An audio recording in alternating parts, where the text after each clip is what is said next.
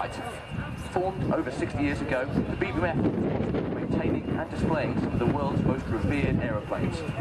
The flight is currently the proud owners: 6 Spitfires, 2 Hurricanes, 1 Dakota, 2 Chipmunks, and one of only 2 airworthy Lancasters in the world. Our ethos is to be a museum without walls.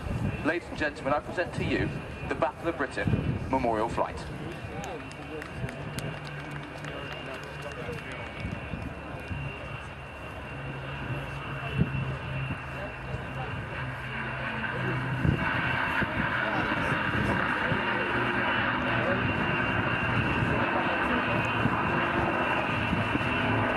Ladies and gentlemen, as you can see today, we have our Lancaster, and in tow is our Mark II Alpha Spitfire. Whilst holding out to the crowd rear, the Hurricane ran low on petrol, so he's had to drop in for a spot of gas. So we'll have a 2-ship display today. The formation will continue in this left-hand turn, fly past, and it'll be the chance for a great photo, and then we'll split up for the first fighting display and then the corporate display. So like I say, if you are a photographer, I don't know a lot about photography, but I know a beautiful aeroplane when I see one, and these are 2 of the very finest. So I should stop talking and leave you to the Battle of Britain Memorial Flight's second flight past.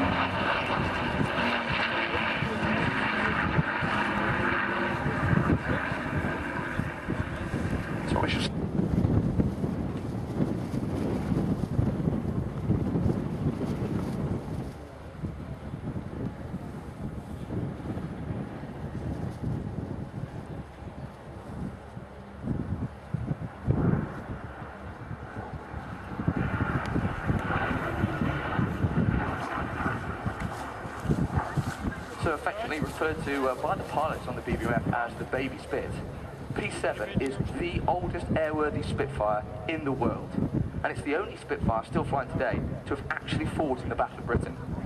She's believed to be the 14th aircraft of 11,989 that were built at the Castle Bromwich Shadow Factory in Birmingham.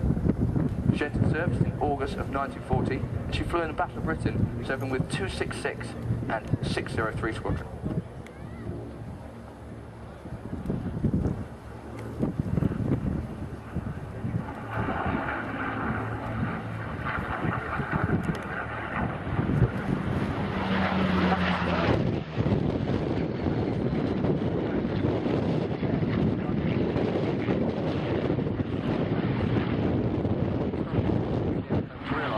She was generously presented to the RAF Museum at Cologne.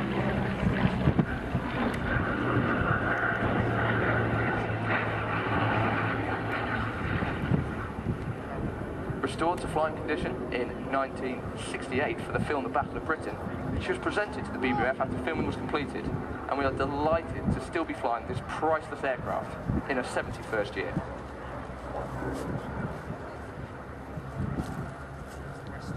As I mentioned today, our pilot is Flight Attendant Parkinson. He joined the Air Force at 18, and he was the first pilot to gain 1,000 hours flying the RAF's Eurofighter Typhoon. He's also flown over 1,000 hours on the Phantom F4, the Tornado F3, and the Hawk, which he flew as a member of the Red Arrows.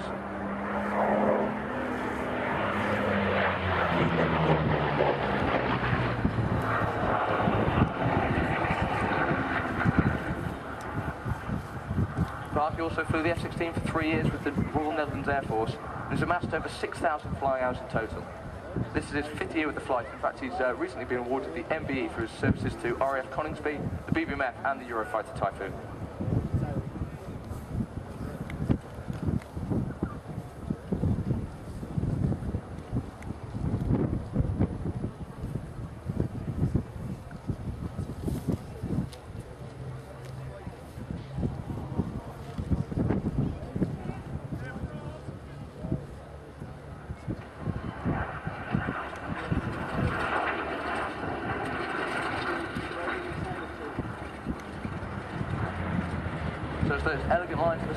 move away. The Spitfire itself actually was produced in greater numbers than any other British combat aircraft before or since the Second World War. In total, 20,400 Spitfires were built in 22 different variants, and the aircraft remained in production for 12 years. It was really this development potential of the Spitfire that led to its ultimate success. It played a major part in achieving victory in World War II, and I think it truly deserves its place as probably the most successful fighter design ever, certainly the most famous and charismatic of all time.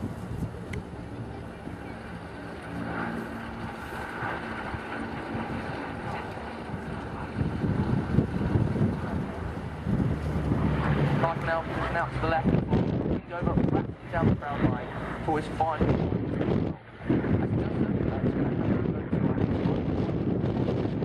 Today, this flight.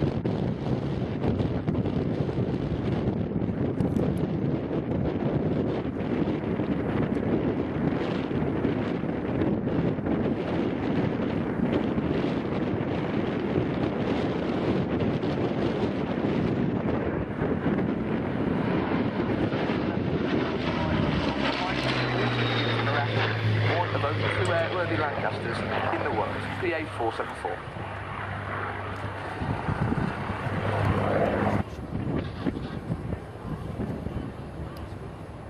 So from the left then, as the Lancaster runs in, I remind you that 7,377 Lancasters were built. Out of those, an unbelievable number were shot down.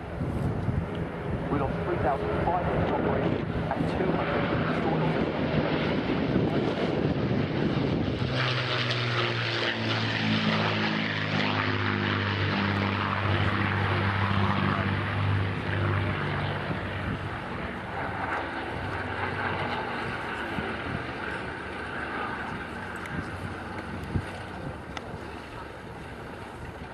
This particular Lancaster was built just too late to take part in any hostilities in the Second World War, and as such, she was assigned to photographic reconnaissance duties before being used for trials on new wing designs. For this, she had the turrets removed, and the trial wings were mounted vertically on the upper rear fuselage. PA 474 was thankfully restored to the condition and appearance of a wartime bomber, and she joined the flight in 1973. On the next pass, we should see the remarkable bomb bay doors, 33 feet long. This is one of the factors that led to the Lancaster being such a successful heavy bomber. The bomb bay doors were originally a specification for the Manchester, its predecessor, and they were designed, they had to support torpedoes. They left the same fuselage design, and this allowed the Lancaster to carry an extraordinary payload.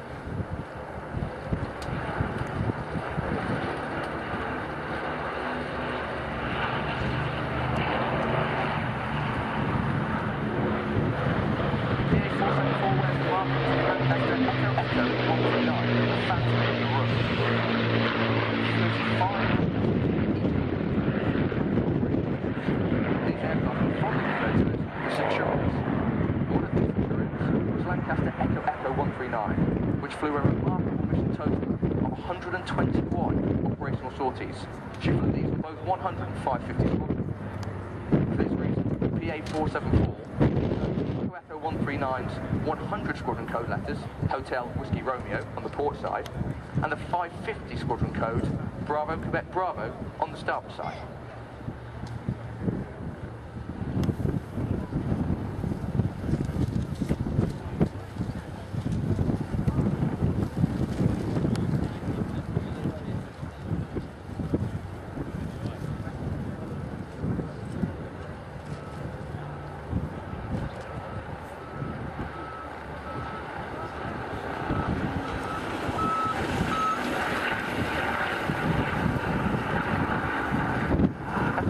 Turns away in a gentle climb, the crew will be selecting 20 degrees of flight, flying back to the centre line. The next gear down.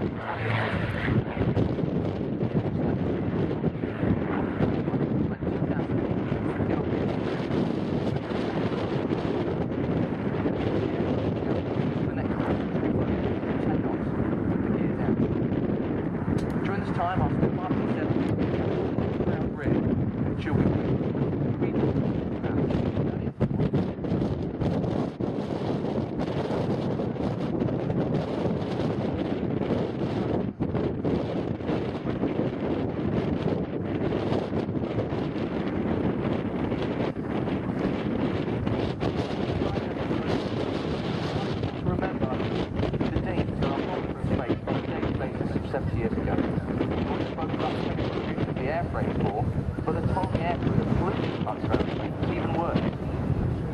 total, some 125,000 aircraft served in bomber commands in World War II.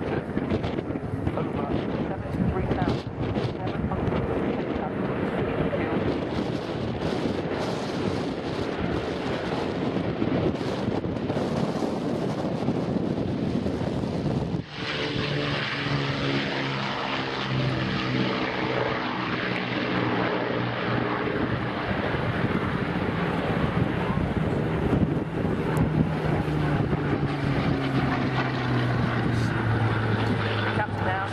Up, and he'll be calling for an increase in power. As he does so, we can see P7 chasing him down there, looking to rejoin into formation. The difficulty here is really for the bomber to reach us.